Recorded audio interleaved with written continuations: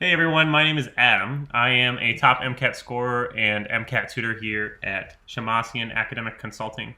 And today I'm going to be walking you guys through a behavioral science passage that you would find in the psychology and sociology section, which is that fourth section of the MCAT.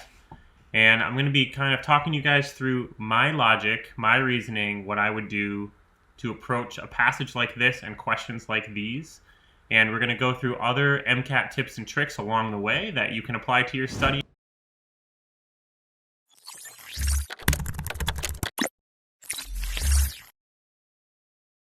Okay, so we have a behavioral science passage here. It looks fairly short, and we have 5 questions. So before we dive into analyzing the passage and the questions, we'll talk a little bit about the placement of this passage in the actual test. So on test A, there's 4 sections. First, you're going to have your chemistry and physics. Then you're going to have your critical analysis and reading, so your reading section, your CARS section. Then you have your lunch break. Then you have biology and biochem. And then you have this section, the psychology, sociology section. And this is last section of the exam. It's 95 minutes. You have 15 discrete questions, and then you have 10 passages. So this would be an example of one of those passages. With the psych soc, it's a slightly different approach than the biology, biochem, and chemistry physics based like contents. It's still content based, but now it instead of trying to pull together a lot of complex information from passages that's beyond the scope of the MCAT and trying to filter that and figure out what is important for the questions, is instead now we're looking at just like a fairly basic, like either psychological or sociological experiment, and we're applying that to terminology or different concepts that we know and the definitions and terms that we know from psychology and sociology in those classes that we took in undergrad. So with this passage, it looks a little shorter. There's only about 3 paragraphs and 1 graph, and then there's 5 questions.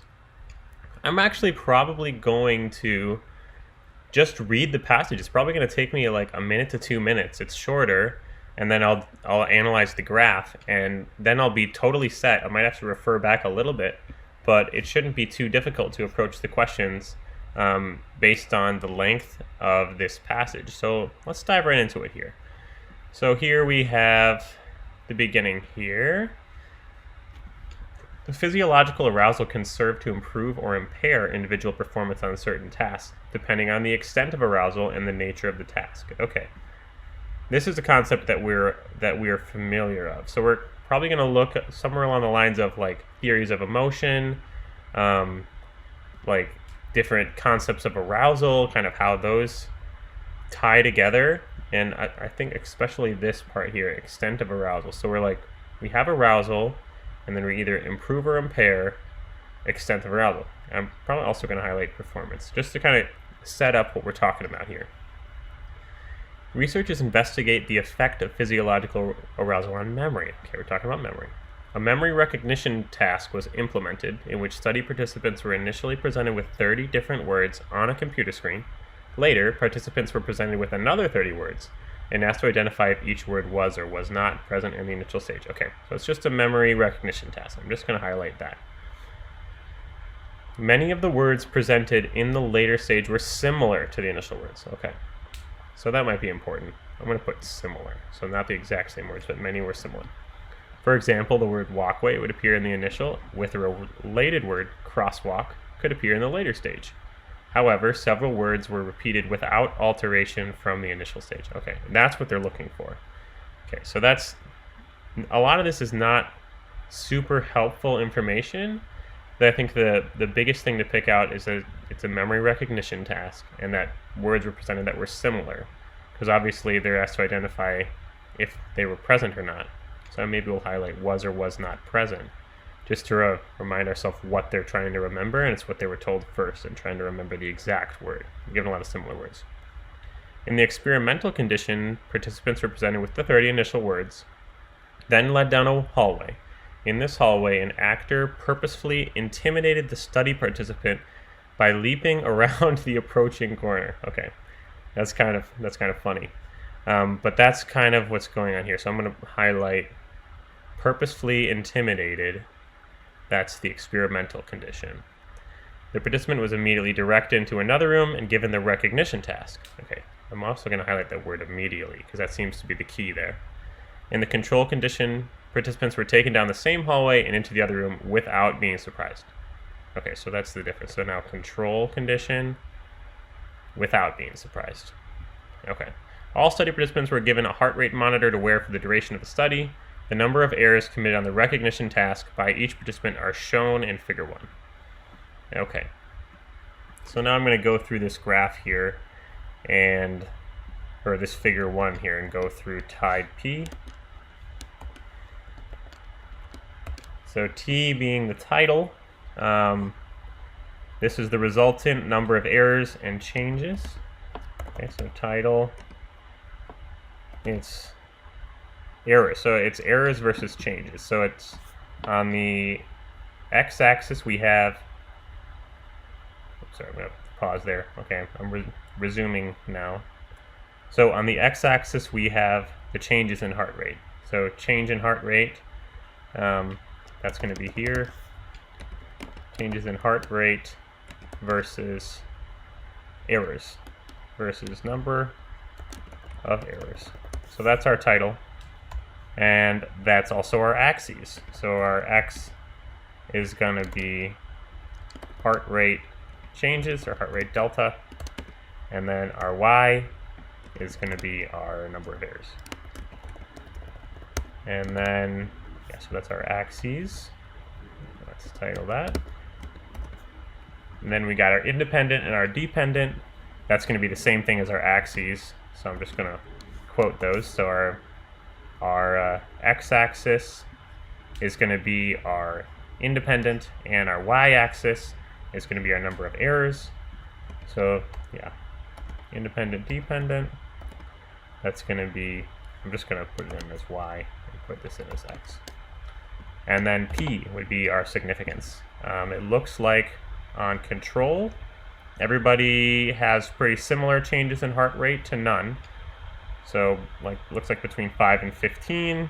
Our number of errors are between about 3 and 7, kind of all clumped together. And then in our experimental, everybody's higher. So it almost starts at about 15 and it goes up to about 45. And we're seeing this arousal curve.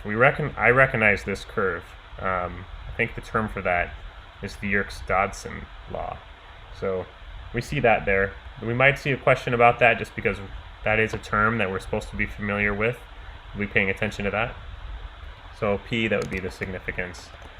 And I would say, for a brief significance description, I would say experiment looks like Yerkes-Dodson. All right, good. So we did our tide P. We now analyzed that. We have our highlighting done. And let's jump into the questions. That didn't take too long there. Okay, question 1. Which brain structure was most closely associated with participants' immediate response to surprise in the experimental condition? Okay, so prefrontal, I immediately think of, well, before I go into these answer choices, I'm probably going to want to try and answer this by myself. And I would say, in general, I would say like their response is related to like fight or flight or emotion in some way, or fear. Like we're looking for sympathetic nervous system. We're looking for any of the brain components that are involved in emotion or fear. So prefrontal is the first thing that it gives us. Prefrontal, that's decision making. I always think of prefrontal as like prepubescents do not have a prefrontal, or don't have a very strongly formed prefrontal. They do have one, but it's not formed very well. So this is decision making, and I know of that because prefrontal and prepubescent line up, and they do not have a good prefrontal. They do not make good decisions. They're still growing up. Thalamus thalamus is the kind of like the post office of the brain. I like to think of the first 4 letters to describe thalamus. So thal is the lady who sits in the post office and delivers everything around. So thalamus is the post office, or kind of like the middleman. So it's delivering things to other places. Let's call it delivery. That's probably not either of those two. Amygdala, that's emotion and fear. And I'm not sure how you all remembered this, but I remember it as Amy G. Dalla. And Amy G. Dalla is very emotional and afraid all of the time. Just because she has a name, and I'm not exactly sure why, but that's always seemed to stick with me from my undergrad courses. So we have emotion and fear. That's in line with the immediate response. So I'm going to stick with that one for now, but I'll peek at D. D is hippocampus. That has to do with memories or memories of emotion. And we're not really dealing with memory as much in terms of the response to the surprise. It is based on memory. The whole experiment is memory based, but it's not. The difference between the control and the experimental is not based on memory. It's based on the response to the surprise, which would be another area of the brain, not the hippocampus. So that's actually fairly attractive, and I could see why they put that in there to try and be like, oh, it's a memory task, you should choose hippocampus, but it's actually amygdala. That lines up with what the question is actually answering you. And that's kind of a big MCAT concept, is you have to not only choose something that's in line with the passage, because right, hippocampus is in line with the passage, right? Because we do have memory being dealt with in our experiment, but it doesn't answer the question, because right, the question is asking about the immediate response to the surprise, and that's why we're leaning towards amygdala and not hippocampus. So good. That one was good. Let's do number 2 here. In this study, the dependent variable is okay, this should be pretty easy, right? The dependent, we knew the independent was the change in heart rate, the dependent was the number of errors committed. Okay, so we're looking for number of errors committed. Okay, it's the very first one. So we could just answer it and move on, and on the MCAT day, I would recommend that you do that. Just in the interest of time, when you know what the answer is, like when it's this clear cut, dependent variable, number of errors committed, that's pretty straightforward. I wouldn't even have to read these, but for the sake of practice for you guys, we'll talk through them as to why they're all wrong, because every single question on the MCAT has 1 correct answer and 3 incorrect, and those 3 are not like partially correct, they're incorrect. So let's look at it here. So change in heart rate, that's the independent variable. So that's pretty easy. Rule that one out. Independent.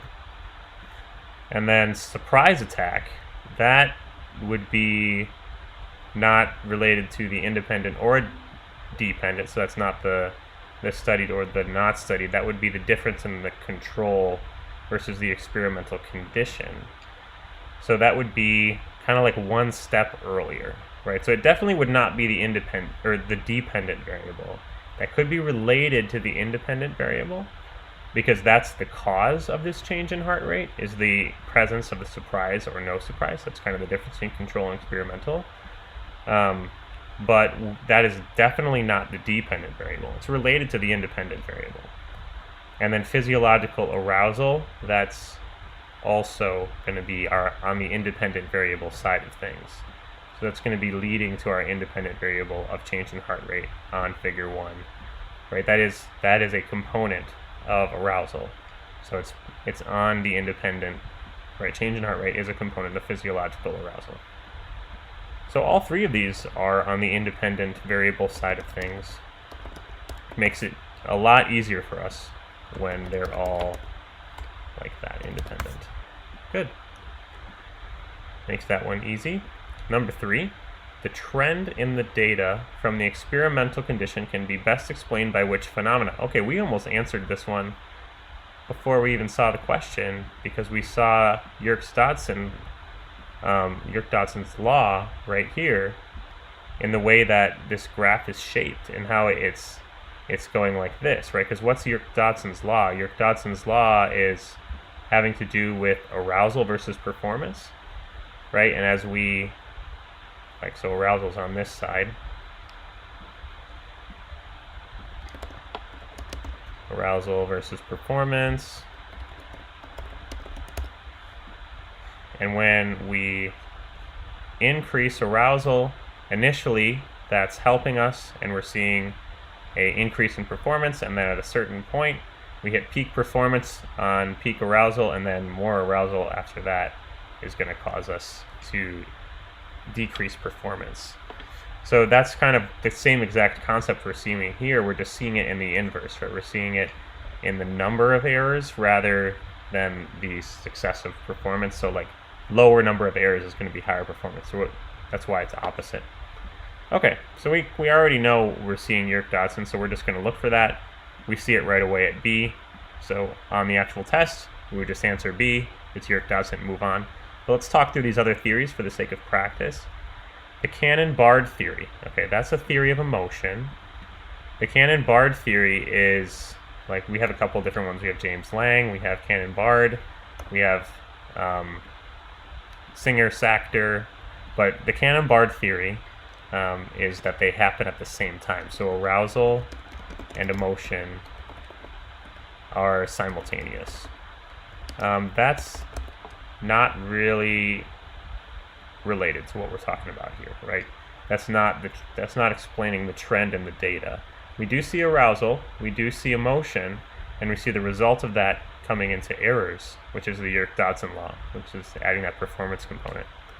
Endocrine response is related to the Cannon-Bard theory, right? Because endocrine response would be that arousal component of the Cannon-Bard theory. That's not explaining the trend in the data. And learned helplessness. Learned helplessness is something that would be more longitudinal, right? We would see that over time. So like the concept of learned helplessness, kind of in a little bit more of layman's terms, is where we have, you know, external circumstances causing negative outcomes, and then our internal opinion or our internal efforts can change up or down. Like either we're putting a lot of effort to help ourselves or no effort to help ourselves, and it doesn't change the outcome. So the outcome unchanged, or our environment unchanged. That's almost a better way to say it. External environment unchanged regardless of input, right? And that leads to learned helplessness. And then like the real result of that learned helplessness is when we get into that condition of learned helplessness, then there's an opportunity to get out, such as like now our environment is able to be malleable to the point where we could succeed in overcoming that environment. But because we have been so continuously conditioned into this learned helplessness concept, we are unable to do that. So learned helplessness, like, it's gotta have to be a little bit more longitudinal than just one surprise. We're gonna have to see like more. We gotta see more for that. Okay, question 4. Which physiological response were participants least likely? Okay, I'll always highlight the words least, right? Because this is really easy to trip up on. So least likely. So we're looking for 3 that are going to happen and 1 that like may or may not happen, but most likely is going to be kind of contrary to the concept. To have after the surprise in the experimental condition. So after the surprise, we are seeing fight or flight. We got the amygdala, we have sympathetic nervous system. Let's see what lines up with that. So muscle fatigue, that's probably going to be later on. That's probably going to not be immediate, not after the surprise in the experimental condition. We probably actually see like muscle tension or muscle contraction would be most likely. So that one I'm already leaning towards. I'm going to read the other ones just to see where we're at. Perspiration, oh, absolutely. That's definitely in line, right? That's sympathetic nervous system. So I'm going to put that down as sympathetic here. So we definitely are seeing a sympathetic nervous response with that increase in heart rate. Decreased digestion, that also makes sense because increased digestion, or the parasympathetic nervous system,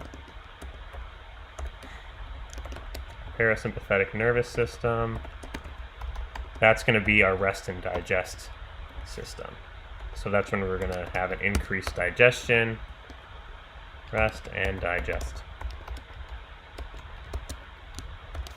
So yeah, decreased digestion is in line with our parasympathetic idea, because increased digestion would be parasympathetic, decreased digestion would be sympathetic. Okay, so that one's out. And then we have increased blood flow. Well, that's totally in line, right? We have an increase in heart rate. An increase in heart rate most likely is also increasing blood flow. Those are along the same lines. Also, the sympathetic nervous system increases blood flow.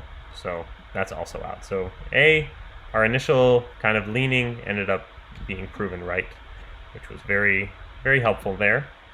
Okay, and then our last one here, number 5. Suppose researchers conducted another experimental condition where participants were led in brief meditative exercises that lowered their heart rates before completing the final stage. Okay, so this is kind of a reverse experiment. So we have another experiment where instead of accelerating their heart rates, they lowered their heart rates through meditation. Under this condition, participants were found to make more errors.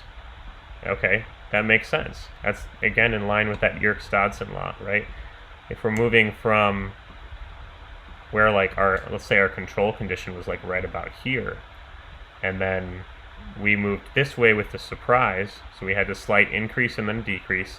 If we are decreasing arousal, we're going to see more errors. Our performance is going to go down, which is going to be an increase in errors. Okay, so participants were found to make more errors on average than control participants. How would this new data affect the results of the study? Okay, absolutely supports. So right away we can rule out C and D, which say refutes, because that is not refuting, that's supporting. Okay, so supports heightened arousal causes more errors, or supports the further away from optimal arousal, the more errors will occur. Okay, so heightened arousal causes more errors is not exactly Yerkes-Dodson law, but the farther away from optimal arousal, the more errors will occur. That's definitely in line with Yerkes-Dodson law, so that's going to be B. I'm going to answer that one. Yeah, and that's it. So overall, that was not too difficult of a passage. But yeah, that approach there of taking the passage first, knocking it out quickly, and then going to the questions often will work for you in the Psych-Soc. So go ahead and try out that theory and let me know how that works for you in the comments below. So that pretty much wraps up my analysis of that passage. I hope that was helpful for you. If that was helpful or educational or informative in any way, please leave us a like and a subscription. That helps us out a lot. That way, when new videos come as well, they'll come into your subscription inbox, and you won't miss any future walkthrough videos from people like me, like other top MCAT scorers like me. Also in the description, there is a link that you can click there to get additional practice passages like this one sent to your inbox every single morning. So that way you don't miss out on any of the future MCAT practice that we have provided here at Shemmassian. So thanks for joining me, and I'll see you guys soon.